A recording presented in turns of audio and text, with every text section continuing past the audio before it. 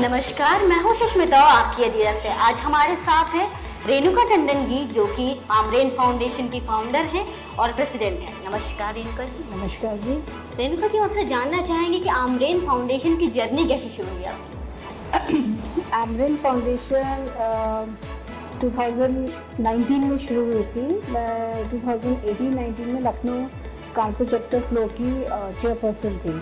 तो उस टाइम पे तब तक मैंने 2015 से लेकर के 2018 तक काफ़ी कुछ काम किया था। और जो कि फ्लो एक बहुत ही अमेजिंग प्लेटफॉर्म है वुमेन एंटरप्रेन्योर्स के लिए, और women who have some idea तो हाउ टू डेवलप एंड कहते ना कि अपने सपनों को कैसे आप पंख लगाएं। तो लिटरली वो प्लेटफॉर्म ऐसा है जो आपको वाकई में वो उस तरह का माहौल देता है जहाँ बिल्कुल अपने कहते हैं ना कि आसमान से ऊपर भी आप जा सकते हो अगर आपके अंदर वो जज्बा हो, वो इच्छा हो। तो जब वो एक चीज़ मेरे अंदर जगी और मैंने रियलाइज़ किया कि ये कैपेबिलिटी भी है मेरी, ये भी एक साइड है जो मैंने कभी मुझे खुद भी नहीं पता थी। और जब वो चीज़ सडनली देखी तो मैंने कहा कि तो बहुत ही अच्छा है। सो एक दफ़ा जब हम लोगों का टेन्योर पूरा हो जाता है तो every year we change hands, तो वो नए लोग आते हैं, अपना नया विजन होता है उनका, तो वो कैरी ऑन करते हैं। तो मैंने ये मेरे को लगा कि मुझे ये बंद नहीं करना चाहिए जो मैंने काम शुरू किए थे। तो उसको देखते हुए आमरेन फाउंडेशन का दिमाग आया, बिकॉज मेरी ऑलरेडी आमरेन बोर्ड्स करके इंडस्ट्री है। तो ये हुआ कि क्यों ना मैं अपनी फाउंडेशन इसी नाम से बनाती हूँ। तो आमरेन फाउंडेशन के अंदर 2 बॉडीज भी हैं, उनका क्या है हिसाब? हाँ, तो क्या था जिससे मैंने फ्लो में रह करके बहुत स्किलिंग के काम किए थे, बहुत डिफरेंट स्किलिंग के काम किए थे, और ग्रास रूट लेवल से मैं जुड़ी हुई थी। तो मुझे लगा कि ये वो तबका है जिसको वाकई में ज़रूरत है, और जहाँ उनको हैंड होल्डिंग के अलावा उनको काउंसलिंग की ज़रूरत है। बिकॉज देखिए, हर लड़की में भगवान ने वो अंदरूनी शक्ति दी है जिससे वो उसको जागृत कराना होता है कि भाई तुम्हारे में वो शक्ति है, और वो कैसे जगती है, कैसे जागरूक करी जाती है। कुछ बच्चे पढ़ाई करके सीखते हैं, कुछ माहौल से सीखते हैं, कुछ को ऐसे मेंटोर मिल जाते हैं जो उनको गाइड करते हैं। तो मुझे लगा कि ये एक मेरे को मेरी में कैपेबिलिटी है जो मैं लोगों को मोटिवेट कर सकती हूँ। तो मैंने उस चीज़ को देखा, और लखनऊ फिल्म फोरम ऐसे शुरू हुआ कि जब मैंने अपना टेन्योर पे फ्लो फिल्म फोरम किया था, एक फेस्टिवल मीडिया से रिलेटेड किया था। तो उसका जो एंटायर कॉन्सेप्ट था वो ये था कि हम कैसे वुमेन के बारे में जो सोच है उसको हम कैसे बदल सकते हैं, और ये सोच के लिए इससे ज़्यादा इम्पैक्टफुल टूल नहीं है मीडिया और एंटरटेनमेंट इंडस्ट्री। तो जो पिक्टोरियल टूल होता है तो वो एक जो आपके जहन में इम्पैक्ट छोड़ता है, वो किताबें भी छोड़ती हैं, आपके नौटंकी वगैरह भी छोड़ती है, बट आई बिलीव कि वो जो आप थिएटर में देखते हो और जो आप स्टेज पे देखते हो वो ज़्यादा असर करता है। हम वो कहते हैं ना कि फिल्म जो होती है वो समाज का आईना होती है। बिल्कुल। तो मुझे कहीं ना कहीं लगा था कि जो समाज का आईना वो बनाना चाह रही है वो एग्जैक्टली है नहीं। हम लोग जो कह रहे हैं कि महिलाओं को एम्पावरमेंट करने की तब शुरुआत ही हुई थी, तो वो चीज़ नहीं हो सकती अगर आप महिला को किसी एक सब्जेक्ट बनाओ कि वो कमोडिटी के लिए एक रिफ्लेक्ट कर रही। जैसे गाड़ी है तो एक शेपली वुमेन खड़ी होगी वहाँ पे आके, और उसमें आपका एडवर्टाइजमेंट में वो एक मॉडल बन गई। तो वो कॉन्सेप्ट मुझे बिल्कुल कभी भी अच्छा नहीं लगा कि आप एक उसको कार से कैसे मुकाबला कर सकते हो एक महिला को, जो कि आई मीन सच्चा जननी है, उसमें जो शक्ति है वो बहुत लो मेंटालिटी की लगा कि नहीं, हमारे पास कुछ और होना चाहिए। ये स्टाइल नहीं सही है जहाँ हम डिमीन कर रहे हैं एक वुमेन को। तो उसको देखते हुए मैंने लखनऊ फिल्म फोरम में से पहले जब फ्लो फिल्म फोरम किया था, फ्लो में रहते हुए, तो उसमें हम लोगों ने एक वर्कशॉप की थी जेंडर सेंसिटिविटी के ऊपर, और उसमें यही था कि कैसे मीडिया को समझाया जाए कि जब आप कोई खबर लिखते हो तो महिलाओं के बारे में कैसे रिप्रेजेंट करो महिलाओं को।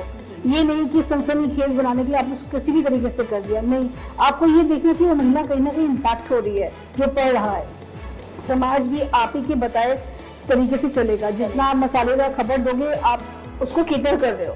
तो ये आपकी भी responsibility as a media person कि आप कैसे केटर कर रहे हो, क्योंकि सोसाइटी को बनाने के जो टेक्सचर चाहिए वो टेक्सचर घर से शुरू होता है, एजुकेशन से होता है, और इस सोसाइटी के डेवलपमेंट में जो टूल्स होते हैं जो इम्पैक्ट करते हैं, अब वो आपका टीवी भी अब हो गया है, प्रिंट मीडिया भी आ गया है, सोशल मीडिया भी आ गया है, तो हम सबको बहुत ज़्यादा केयरफुल होना पड़ेगा कि हम अपने ही लोगों को कैसे प्रोजेक्ट कर रहे हैं। तो इस चीज़ को देखते हुए मुझे लगा कि इसमें बहुत कुछ है जहाँ काम किया जा सकता है, वो एक साल में ख़त्म नहीं होगा। तो ऐसे लखनऊ फिल्म फोरम शुरू, प्लस एक हमारे साथ बहुत ही अच्छे साथी थे और हैं अभी भी जुड़े हुए, तो मिस्टर द्विवेदी, उन्होंने हमको मेरे को इनफैक्ट बताया कि रेणुका, इसमें खाली सिंगिंग एक्टिंग नहीं है मीडिया इंडस्ट्री में, इसमें 71 वर्टिकल्स हैं। जो एक दूसरी चीज़ थी, यूथ माइग्रेट हो रहा था और बहुत किस्से हो रहे थे कि लड़कियां सुसाइड कर रही हैं, बच्चे हताश हो रहे हैं, घर से भाग के कुछ नहीं कर पा रहे हैं। तो एक माँ का जीवन कहिए, कुछ भी कहिए, तो मुझे हिट करती थी चीज़ें कि हम लोग क्यों नहीं कुछ कर रहे हैं, जो कर सकते हैं थोड़ा बहुत तो करना ही चाहिए। तो उसको देखते हुए मेरे को फिर जब द्विवेदी जी ने मुझे इंट्रोड्यूस कराया कि ये 71 वर्टिकल्स भी होते हैं, तो मैंने उस पर एक किताब लिखी और किताब लिखने के बाद मैंने उस पर ये जोर किया कि बच्चों, तुम लोग अगर एक्टिंग, सिंगिंग, डांसिंग भी जानते हो, तुम्हारे में टैलेंट है, तो तुम उस टैलेंट के साथ 3-4 टैलेंट्स को और करो, उसमें कि आपको काम मिल जाए वहाँ पर, और उसके बाद जब लक होगा, जैसा भी होगा, तो आप आगे बढ़ जाओगे। बिकॉज इन सब चीज़ों के लिए तो 90% आई बिलीव कि लक की बहुत ज़रूरत होती है, एक्टिंग, सिंगिंग और डांसिंग के लिए। तो अब उसमें जैसे हमारा डायरेक्शन है, पोस्ट प्रोडक्शन है, प्रोस्थेटिक मेकअप है, वॉइस ओवर्स हैं, तो ये बहुत सारी चीज़ें मिलकर के हमारे 71 वर्टिकल्स बनते हैं। जो मैंने एक बुक भी लिखी, उसका नाम है the coding of 71 verticals in media and entertainment industry, ये आपको अमेजोन में मिलेगी। तो उसका भी यही चीज़ थी, और थैंक्स टू द्विवेदी जी जो अभी भी हम लोगों के साथ जुड़े हुए हैं, और वो समय समय पर मदद करते हैं। और लखनऊ फिल्म फोरम सच्ची में उन्हीं की बदौलत खड़ा भी है, और प्लस जो हमारी एडवाइजरी बोर्ड है वो टचवुड हमारे साथ जुड़ी हुई है, और उनका जो एडवाइस वो लोग देते हैं, जिन लोगों से कनेक्ट करवाते हैं, लगता है कि भगवान जब आप सही रास्ते चल रहे हैं तो वो हाथ जोड़ ही देता है उस टाइप से लोगों के संग। उसमें हमारे किरीट जी भी हैं, ज्योति कपूरदास जी हैं, सीमा पापा हैं, और मिश्रा जी हैं दिल्ली से, और प्रिंट मीडिया से तो है ही है, काफ़ी लोग जुड़े हुए हम लोग के साथ। वो कहते हैं ना कि नीयत अगर साफ हो आपकी और आपका लक्ष्य अगर सच्चा हो, तो ऊपर वाला भी आपको रास्ते दिखाते चलता है।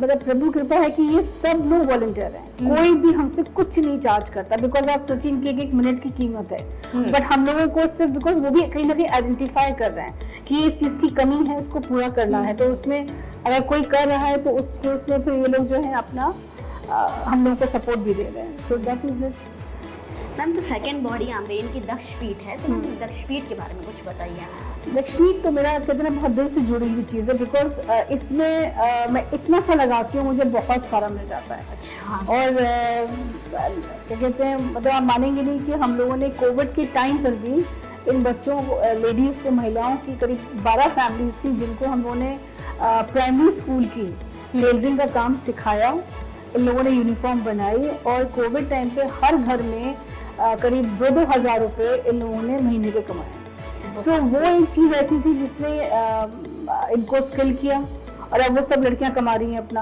और कोविड जैसे टाइम पे जब लोगों के पास कुछ भी नहीं था, उनके घर में वो पैसा आया और उनका 2-3 महीने, मतलब 2 महीने 3 महीने का राशन आराम से निकल गया।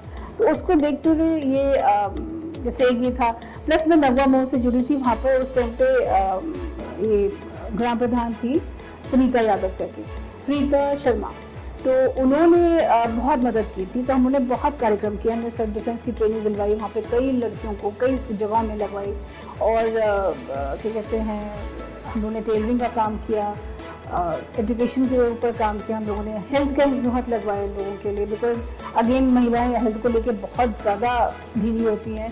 तो उस केस में हम लोगों ने उनको समय समय पर काफ़ी जाँचें करवाई, और काफ़ी अच्छा रिजल्ट भी आया है, और आज भी जब जाते हैं तो टचवुड वो महिलाएं हम लोगों को रिगार्ड करती है।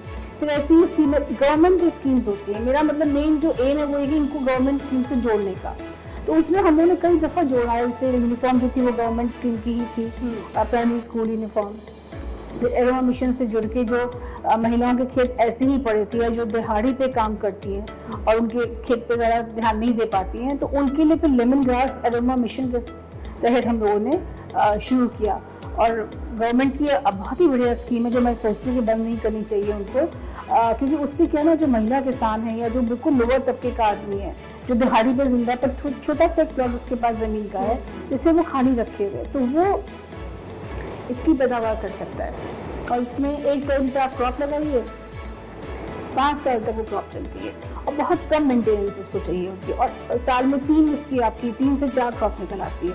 तो सोचिए आप 1 बीघे में करीब 1 लीटर के करीब आपको मिल जाता है। 1 से 1.5 बीघे में 1 लीटर आपको तेल मिल गया, तो कुछ नहीं है तो बिना लगाए भी आपका जो है 2000-3000 तक बिक जाता है अगर आप सही आदमी को बेच देते हो। और अदरवाइज तो अगर आप खुद बॉटलिंग करके उसको बेचो तो 15 से 20 हज़ार रुपये कहीं जाएगी पर लीटर। तो ये है, अब उम्मीद तो यही है कि हम इस गांव में, अब जैसे अभी हम लोगों ने एसेंशियल ऑयल डेवलप किया है, तो जो वहाँ पे लोगों ने शेड बनाए हैं, SSD शेड्स जो बनाए हैं समूह के लिए, तो वहाँ पर जो है हम लेमन ग्रास से मेरा नेशनल प्रेसिडेंट बहुत अमेजिंग मिला था, पिंकी रेड्डी, एंड शी तो गेव मी फ्री हैंड कि तुमको जो करना है करो, बस ये चीज़ें होनी चाहिए, ऐसा भी नहीं होना चाहिए। मैंने कहा ठीक है, वो था। बस पता नहीं कहाँ से सब दिमाग चला, आइडियाज़ आए, किया और करते चले गए। टीम भी बहुत अच्छी थी मेरी। उसके बाद जब अच्छे से सब कुछ हो गया तो कुछ लोग उससे खफा भी हुए कि इतना अच्छा कैसे हो गया। अच्छा। तो उसमें जैसा होता है ऑर्गेनाइजेशन में, तो वो भी कॉन्स्पिरेसी वो उस तरह, तो क्या चलिए अलग चीज़ है, डिफरेंट टोटली जो आजकल कॉर्पोरेट लेवल की होती है स्पेस को लेने के लिए, तो वो अलग है। But it was a golden period of my life. I could never imagine कि मेरे संग ये चीज़ भी एक लिखी हुई थी मेरी लाइफ में, and it happened so beautifully that today also I think that was the best time. I think Flow Lucknow Kanpur chapter had and the best time I had. So it was amazing. And I'm so happy that people who belong to me, who were there a part of that team, they feel so proud of that time. They still feel proud of that time. Yes, we did a great job. So Renuka ji ये बताइए कि जैसे कि हर इंसान के पीछे एक इंसान होता है जो उसको पुश करता है, उसको मोटिवेट करता है, और कुछ लोग होते हैं जो खुद से मोटिवेट हो जाते हैं। तो आपके साथ क्या हुआ? आपको किसी ने मोटिवेट किया या फिर आपके अंदर से वो चीज़ें खुद आई कि नहीं आपको आगे बढ़ना है? देखिए, मोटिवेट तो मुझे किसी ने नहीं किया था, बिकॉज मैं ही बड़ी हूँ, तो ऑब्वियसली मोटिवेट वाली कोई ऐसी फैक्टर कहीं नहीं था। But motivate I really don't know, but it was with in me. I think मेरे खुद ही अंदर से ये चीज़ निकली थी कि मुझे करना है। आई टोल्ड यू ना कि जब ज्वाइन किया तो ज्वाइन करने के बाद even I had no idea कि मेरे लिए साइड भी है। So it was a surprise for me also कि oh I can do this, wow. So अब जैसे डेलीगेशंस में गए तो वहाँ पर जाकर के how to get hold of a sponsorship, कैसे वो फिल्म मीडिया वालों से बात करके कन्विंस करना उनको कि आप मुझे अपनी मूवी भेजिए मंगोलिया से। That was something absolutely new, I have never done that. But being a part of a business family, maybe वो मैथ मेरे अंदर डेवलप थे, I don't know, but yes, something maybe inborn, something which God has told. So he was, in fact, I would still say, कुछ अगर आया है दिमाग में कीड़ा तो वो डेफिनेटली भगवान ने कुछ रास्ता सोचा, just believe in it. And even today I do the same thing. Give your 100%, rest leave on God. Even if something wrong has happened, I say भगवान ने कुछ अच्छा सोचा होगा इसमें। बिल्कुल। So I totally surrender, and it's a fact that you find much peace in that, because होता है ना कि लड़ने के बाद उस पर स्ट्रेस लेने से कुछ हासिल नहीं होगा, बिकॉज आप स्ट्रेस लो ना लो, चीज़ें तो वैसी होनी जैसी लिखी हैं। तो उस केस में अगर आप सही चल रहे हो तो सही पे कितना गड़बड़ होगा, कितना कोई कीचड़ उठा लेगा, एक टाइम के बाद तो सही ही रहेगा ना। तो वो जो बेस अगर सही है तो फिर ठीक ही रहेगी, वो उसको कोई खराब नहीं कर सकता। झूठ बोल के कुछ भी करे, कोई कुछ भी कर लेगा, एंड ऑफ द डे वो सामने आएगा, बिकॉज कहते हैं ना झूठ बहुत जल्दी उड़ जाता है, सच हमेशा रहेगा। तो सेम चीज़ ये है। तो आई रियली बिलीव कि आपकी बल्कि मैं सब लोगों से कहना चाहूँगी, give your 100%, don't shy away, don't cheat your responsibilities और your ambition, and just leave on God. Don't stress on anything, because आपके स्ट्रेस करने से आपको कुछ नहीं हासिल होगा। हासिल वही होगा जो ऊपर वाले ने सोच के रखा है। बट हाँ, घर पे बैठे बैठे रहने से भी कुछ नहीं होगा। बिल्कुल। तो आपको हाथ पैर तो मारने पड़ेंगे, आपको एफर्ट्स करने पड़ेंगे, आपको सेक्रीफाइस करना पड़ेगा, धैर्य रखना पड़ेगा, पेशेंस बहुत इंपॉर्टेंट है। जल्दबाजी में तो कुछ भी नहीं होता है। That's it. तो आज हमने बात करी रेणुका जी से, जिनसे हमें बहुत सारी जानकारियाँ मिली। थैंक यू रेणुका जी, आपने बहुत ज़्यादा अपना टाइम दिया हम लोगों को और लोगों को इतनी अच्छी मोटिवेशनल बातें बताई। तो ऐसी हस्तियों को जानने के लिए जुड़े रहिए आपकी अदीरा से, और हमारे चैनल को सब्सक्राइब करना ना भूलें और बेल आइकन पर ज़रूर क्लिक करें। Thank you so much, Adira.